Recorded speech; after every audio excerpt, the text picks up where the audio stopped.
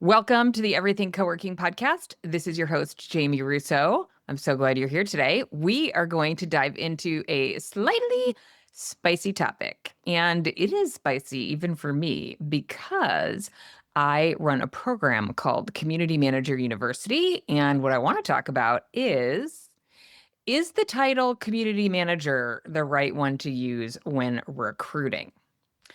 So let's dive into this a little bit. I'm a little uncomfortable because, again, this is the brand that I use. It's trademarked, by the way, for a long running program that I have that I've been running since 2019. It is a training and development program for community managers of co-working spaces. And the reason I developed it is because I was a co-working space operator and knew that I and all other operators really struggle with onboarding, recruiting, training, and developing community managers because most co-working spaces, aside from the very biggest brands, are not national brands with a lot of training resources or the time and resources to develop those on their own. So I developed a set that has been added to almost every single month since then. We have a certification, et cetera. And part of the reason that it is difficult to onboard and train a community manager is if you are staffed as a single community manager location, meaning you only have one full-time person, or even if you have two, it can be very challenging to allocate all of the hats that need to be worn by your team member to a single human who is not a unicorn. And yet the job descriptions we write are very focused on finding the unicorns who can run our business and do absolutely everything for us, from engage our members to manage complex technology stacks to create creative reels that go to social media and bring us members, to manage leads, to fix the printer, et cetera, et cetera. So, if you're listening, or if you're working on opening a co-working space, you're probably pretty aware that that role is very broad, very general, and is the everything to the co-working space, really. So I want to talk today about the title and whether it's the most effective title to use when recruiting. So here's why I want to talk about this. This topic comes up a lot when I'm working with our operators inside of our profit accelerator or folks that I work with one-on-one. I will work with operators, advising them on hiring, helping to write or review job descriptions. Sometimes I even interview these community manager candidates. So I see challenges come up that make me wonder if this title is the right one. And I'm not saying you need to change your internal job title. I'm not saying you need to change sort of the aura or essence or vibe of the role. But this person who gets hired into this role is critical to the success of your business. So anything we can do to help attract people who fit this role, I think, is important to consider. So take what you will from this episode. Part of this is to get you thinking. I don't have all of the answers, but I can tell you some of the things I've been working on and experimenting with. So what we don't want is to make it hard to hire into harder than it already is to find the unicorn to fill this role. So let's dive into what that looks like. And really quickly, if you are on the front end of this process, we do cover hiring in our co-working startup school program. You can learn more about that by going through our masterclass at everythingcoworking.com/masterclass. That masterclass is for pre-launch operators. Okay. So at some point, community manager became the default job title in co-working. I was doing a little bit of research on how this happened. And I think, it was kind of maybe post 2010-ish when it became clear that sort of throwing people together randomly and hoping for, productive, spontaneous interactions was less likely to happen without some form of community management and event planning and deductions and really someone whose job it is to focus on some of those things. And I think it started to become clear sort of culturally that people were not necessarily just looking for a workspace where someone nodded at them when they walked by from the front desk, but a workspace that was more engaged in them as a human, what they do for work, helping them connect with others, and really creating that community feel where people feel seen and people feel a part of something that's bigger than them. Certainly, there's a segment of people who would like to cruise by the front desk and never say hello and never talk about how much they like your shoes. That's always my favorite example. But there are a lot of folks who like being a part of something that feels like a true workspace, but even better because there are no politics there. So the community manager title became the default. And it sounds great. It feels on brand. And for a lot of reasons, it makes sense. But here's the challenge I think that started to happen is that as this business kind of evolved, this business is about so community management helps with experience and helps there, which drives retention, right? If people are really happy with the space that they're a part of, they feel part of something, they have friends at work, they feel seen, they feel supported, then they're likely to stay and they're likely to renew. And it's much easier to keep a member than to get a new one. But it is a fact that this business really is a customer acquisition business because no matter how great you are at community management, you have churn every single month because people's lives change, their work changes, they move, etc. Competition comes to town. There are a lot of reasons, but probably every month you have some people leaving. And so, in order to grow your business, you have to replace them at a rate higher than they're leaving, right? In order to grow. And if you're at a very high occupancy, like 95+%, then you just have to replace them. But you're doing that every single month. So, there's a marketing and customer acquisition machine that needs to be in place. And so at some point, the title, the role of this job kept expanding. So sales got added, operations got added, billing, vendors, tech support, onboarding, offboarding, all the things. So the role, community management was still always a part of the role, but I think the role just kept kind of getting expanded. And as people started to really understand the business model, staff is the next greatest expense after rent or a mortgage. So a lot of locations really do need to run lean in order to maintain a healthy margin. And a healthy margin, I'm going to try to set the floor at 20%. I love to see anything higher than that, anything lower than that feels to me like, is it worth the risk? Because it now is a very high hurdle to get into the co-working business, high capital expenditure, et cetera. So we run pretty leanly and we want our community manager to do everything, community management, sales. And when I say sales, that's giving tours, managing the pipeline, maybe even doing creative things on social media, maybe managing Google ads that are run and doing operational roles within the space, keeping the meeting rooms clean, greeting guests that come in. I mean, you know how it is, right? I don't have to run through the entire offboarding, onboarding, billing. Is everyone paid? What if they're not paid? Chasing people to update their credit card in the system.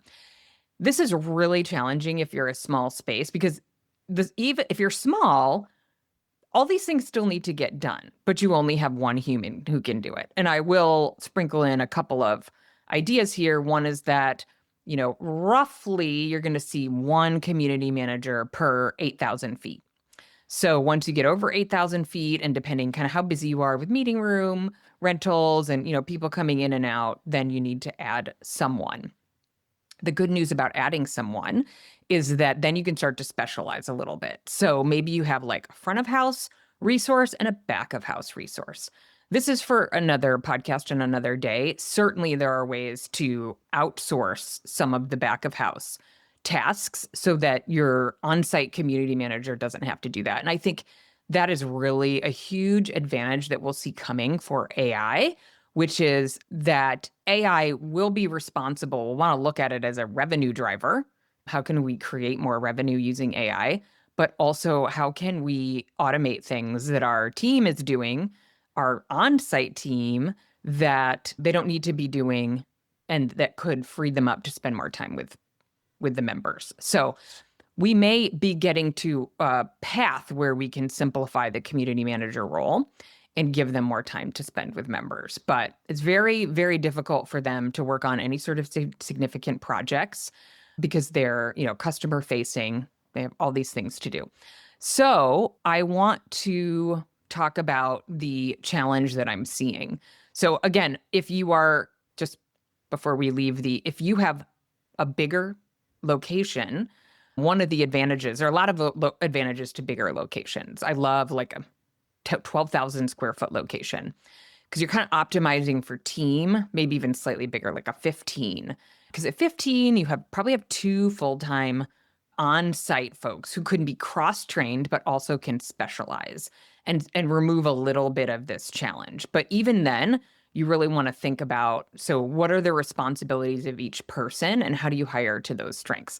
Which is a very long conversation we're not going to quite get into here. On today's episode, I just really want to help you think about what is the right title if you're recruiting for this role.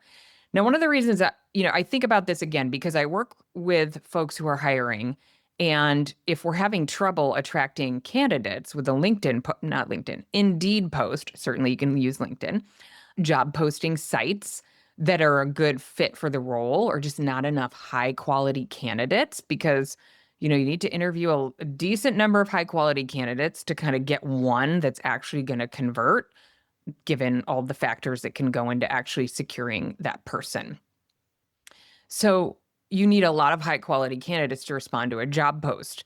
Community manager is probably not a role that anyone familiar with the industry is going to understand and say, oh, I know what that is. It is the case that community managers came from like the tech world. So we would see community managers like in online memberships or just supporting other digital communities, right? And that's a very different role. Yes, they may handle onboarding and offboarding, some billing, if it's possibly, but maybe even not. Really, their role is facilitation and question answering and that kind of thing, right? So that is like kind of the pure form of a community manager. And we've adopted that, but I'm not sure anyone outside of our industry really knows what that is. Of course, you have people applying for these roles when you post them because people are searching, somewhat broadly and your keywords will come up. But when they see the role community manager, as you might guess, they're really picturing, oh, this is a role where I interact with members, right? And they're anchored on that because of the title. And it doesn't matter what your job description says. It does, because I've seen all the kitchen sink job descriptions and I help write them because they are necessary if we have one person managing a location. But when you're attracting someone to anchor on community management, when what you really might need them to do is fill up a space for you, it's a little bit misleading. And we run into challenges where we get people in the role who think, I thought I was taking a job that was mostly member interfacing, and I'm spending a lot of time in CoLevel or in HubSpot or in ActiveCampaign. So what I want you to, or fixing the printer or, all of the things that they have to do. So you really want to hire for that like general manager role. And I think I'm going to give credit to Jerome Chang and or Peter Chi for this title of a location manager. So this conversation happens outside of the work that I do with my clients because you are wondering how best to recruit as well. So they mentioned, hey, I'm testing this. And you can find job descriptions online that use those descriptions. And always be careful about just swiping job descriptions that you find online, because how you approach this role and what your priorities are going to be different from what you see from other operators. For example, the role of your on-site team is going to be very different if you're launching a new space and your focus is customer acquisition versus if you have a space that's been open for 3 years, you're 90+% full, and your focus is on retention. You're going to hire differently, right? And you're going to have to coach your team differently if the team is still the same as the team that you had when you started. So you may have, really depends on what's going on in your business, like what this job description looks like for you. But I really like the title location manager. I know some of you are listening and you just are like, blah, you want to turn me off and you don't like it because community manager is a very special term. I totally understand that. And community management and building community, of course, it's critical. It matters to me. It matters to everyone who's a member of a co-working space. I'm the practical person who's worried about making it straightforward for you to hire and run a profitable space. So that's why I'm asking you to think practically about how you recruit. You can call this role whatever you want to your members or internally once someone is hired, right? But in terms of hiring, the location manager, I think, tends to encompass all of the things that need to get done in a location. Running tours, managing the pipeline, handling member issues, coordinating with vendors, getting, offices turned over when people leave. I was talking to an operator, and I know he might be listening, who's like, I'm the only one who knows, who the painter is. And somehow we don't have the the paint colors documented for what goes in the offices. So I have to call the painter. But might have a community manager who's handling, office turnovers and paint colors, making sure the space opens, everybody's onboarding, offboarding, the printer's working, the coffee's working, the carpets get cleaned once a month, and maybe you're also expecting them to do social media and newsletters. And we train on every one of these aspects in our community manager university because I had single staff locations, and I understand that many of you do as well. So that is the reality. And you want to make it really clear when you're hiring somebody. Again, I know you're writing job descriptions that are pretty clear, but I think the title really anchors what they think the focus is of the role. So I think it's important to be really careful because this role is often like more general management. And you don't need to use that term because that does imply possibly multiple locations and a higher salary level. But you want somebody who understands like they're really kind of in charge of the full business if they are. If you're doing a lot of this and you just need somebody who is really at the front desk, then this isn't going to be quite as relevant. But many of you have a manager who's you really want to be in charge of the location and you're not there every day. And so you're really coaching them to handle all of these functions. None of this is easy, by the way. So when you're hiring, you want somebody who's really coming into the role ready to do that. One of the operators that I worked with on hiring, we ended up flipping this to a location manager title, the job description. I was working with her on writing the job description, recruiting. She was doing the posting and reviewing the resumes and was just not getting the full quality that she was looking for or the number of candidates to choose from because she knew like in the end it would be hard to find like that one person who also accepted the offer. So she had posted like under a number of titles, I think maybe even property manager. And she's probably listening also.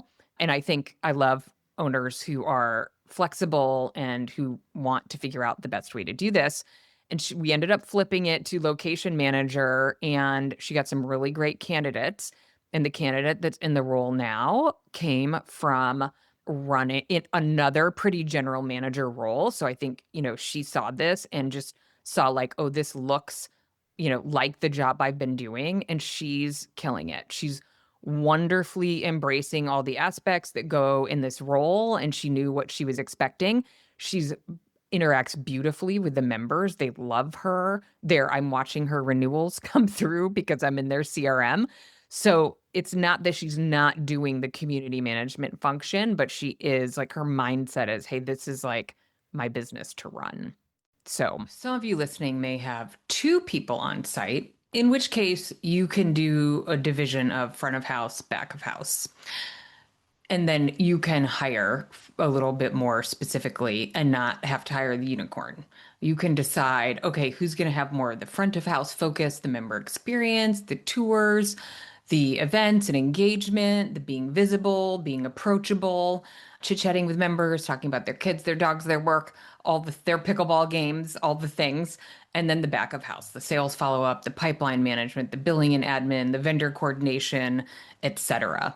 And then this is where a community manager title, both internally and externally, might make sense for one of those roles, the front of the house role, because then community management can be more of a focus. Although I do want to shift into a practical exercise that might be helpful. I can put this out as a download. This is a template I've used with clients before. You know what? For those of you on YouTube, I'm going to share my screen. Sometimes I forget that I can do that. Okay, perfect. So this is a template I use again with clients who are trying to figure out their hiring process and how they want to design their job description and the role that they need to fill. So the hats that a community manager typically wears, this is a little bit hard to see. Let me try to make it a little bigger. There we go. Operations, community building, sales and marketing, finance, and leadership. These are the buckets that our content, templates, playbooks, etc. focus on in our community manager university. So, because these are kind of how we think about the roles. And underneath each of these, I'm not going to read all these aloud. You can pause and read them, or I will put a link to the download in the show notes or in the YouTube description if you're watching online. So, operations, making coffee, maintaining the coffee equipment, inventory management, keeping the space clean, keeping meeting rooms in order, etc. Then there's a whole section for community building, greeting members, actively getting to know members, setting the culture for the space, managing challenges among members, planning and marketing member events, connecting members, identifying, opportunities to connect members, sales and marketing, which might include tours, sales follow-up, managing a CRM, processing inbound leads, following up with leads, all those things. Finance, under that bucket might be things like following up on failed payments, making sure all members have paid, managing expenses for the space, managing to a top line revenue target, depending on the level of responsibility that this role has. And this will vary greatly based on how you are designing the role. You as the owner may be more involved in, say, the finance and leadership buckets or in even the marketing budget. And maybe your community manager is really responsible for operations and community building. In that case, that title makes more sense. I think as soon as we start involving sales and marketing, finance and leadership is running weekly team meetings or even preparing those agendas for your meetings, managing any freelancers, managing a junior team member, or managing any teams across multiple locations. As soon as we go past the community managers handling operations and community building, then the role title for me starts to shift, and we want to be really careful about how you anchor that in a job post. So this second tab, if you're watching on YouTube, and there's a Loom video walkthrough on each of these tabs, helps you to go through and from the first tab, prioritize the hats in terms of what's most important to you. So it may be that right now operations is most important. Maybe community building is next, or sales and marketing is most important, and then community building, and then operations. Put them in order. If you're a new space, well, sales and marketing, I mean, it's all going to be very important. But if you were forced to choose, it may be that sales and marketing and operations are kind of 1 and 2, and then operation or community building and leadership are going to be 3 and 4. When you're new, you need to fill the space, right? There is a practical reality that you have expenses that need to get paid, operational expenses, rent expense. And if you don't have members, then you don't have the cash flow to cover those expenses. And so while community building absolutely flows into that, again, if you're forced every day, you're going to be focused on top of the funnel activities, which are probably things like Google ads and maybe Facebook ads and optimizing your Google business profile and really managing that CRM. And then operations, you're going to have a lot of operational things to do when you're opening the space. It's hard to do all those things, especially if you have a smaller space and you only have one resource on staff. So these are hard decisions that you're making. These are hard prioritizations to do because really you want the answer to be it's all really important. So there's a couple of other steps in here, but the actually the step two is to pick a profile that corresponds to your priority of hats and write a job description prioritizing those hats. And then step four is to create a daily schedule that corresponds to those hats. Now, sometimes I do this exercise with people who are writing job descriptions, and sometimes I do these exercises with people who have team members who are not spending their day how the owner hopes that they're spending their day. So, this is usually a team member who's spending too much time talking to members and not enough time making sure they've paid and doing marketing activities, etc. So, that is why this title can be challenging because the typical challenge with the person in this role is that they're spending too much time with current members who are already paying you and not enough time getting new members. And the biggest area that I see that becomes a real challenge is CRM use, pipeline management, lead follow up, entering the data into the CRM. Some of this stuff can be automated, and AI is totally starting to help with that. But when you hire for a community manager and then they have to spend hours of their day managing leads, giving tours, doing follow up, negotiating pricing possibly, or even just that they're in the CRM a lot during the day, it's hard for them to make that mental shift because what they want to do is be social and interact with members. And what they have to do is get into the CRM and manage the pipeline and make outbound calls to follow up with leads, etc. So if you are newer or don't have occupancy that is fairly high and your focus is on member acquisition, then I think this is really important for you to think about in terms of the title that you're using, at least externally, to recruit this person and how you're designing their day. So, in a 7 hour day, this is something I have them do. The first step that you're going to do is just write down in terms of percentage what percentage of the day do you want them to spend on each hat? So, is operations 10%? Some of you may have a space that runs pretty well on your own. Maybe your members make coffee and kind of handle, picking up after themselves in the meeting rooms. Good luck with that. But if that's working for you, that's awesome. So maybe operations is only 10%, or maybe you've outsourced onboarding and offboarding. Maybe you have a VA who's not location based, who's doing sort of that back of house work, the computer work. So that could mean that your on-site staff is doing, only 10% of their day is operations. Sales and marketing, if you're a newer space, might be 40% or more of how that day is spent. Maybe leadership is only 10%, small team, oftentimes when there's a small team and you don't have multiple locations, that leadership part of the role is less. So let's call it 10%. So then the other 40% could be spent community building. Even then, you want to be really careful about how you're coaching on how that time should be spent. Not really the topic of this podcast, but just a quick side note, because oftentimes it's talking to the same member for long periods of time because everybody has that member who wants to talk a lot. So you want to coach your team on how to pull themselves away from those folks and make sure they're doing high leverage activities that really engage, as many members of the community as possible. So again, just to kind of recap, you want to think about whether you have one role or two roles, two people on staff in the location on site at any given time, and really prioritize what hats are you hiring for? Are you hiring mostly for community building or mostly for sales and marketing and operations? So you have to really get real with yourself and make some hard decisions and think about what's most important in the business at any given time. So prioritize that and then break it down into timing. So if somebody were to spend 40% of their day on community building, that would be almost 3 hours in the day. So it'd be, roughly almost an hour on operations in this example, roughly 3 on sales and marketing, 3 on community building, and 1 on leadership. I'm getting to 7 hours, assuming there's a legally required break in a full day somewhere. So give that some thought. I'll put this is, kind of helpful. I think this first tab, and you can add in anything that you have in the table.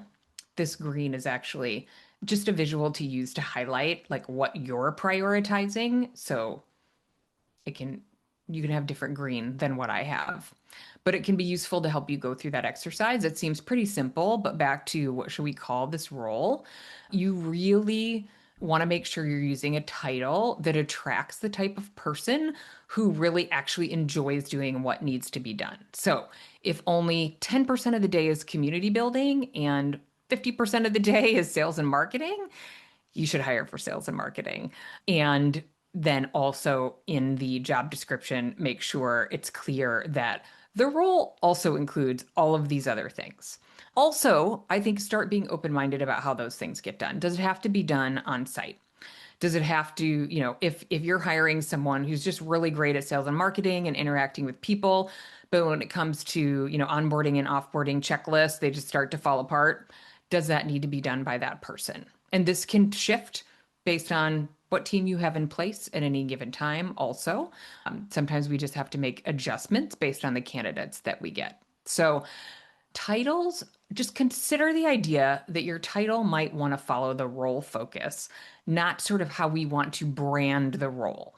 So, of course, again, we want our differentiator to be community, right? So we want to attract members, most of you who care about community, who want something more than just a desk, who want to be a part of something, who want to be engaged, who want somebody facilitating interactions, member events, introductions, creating a vibe, creating a culture. So you want that, but what are the daily activities focused on? If they are focused on updating a sales funnel and pipeline, then think really hard about whether when you put that job post up on Indeed, it should be community manager. It could instead be something like location manager. It's hard to do sales and marketing, I think, because then you get people who really are marketers. And this is really more of a general management role. When I think about sales and marketing, I'm thinking about somebody who's really willing to use the CRM because if you're listening, I know you're probably head nodding when I say that is the most common gap we see is community managers who just can't make themselves do everything they're supposed to be doing in the CRM. So there's a gap there. Leads aren't getting followed up on, not getting followed up how you want to. So you have to constantly keep your eye on lead management.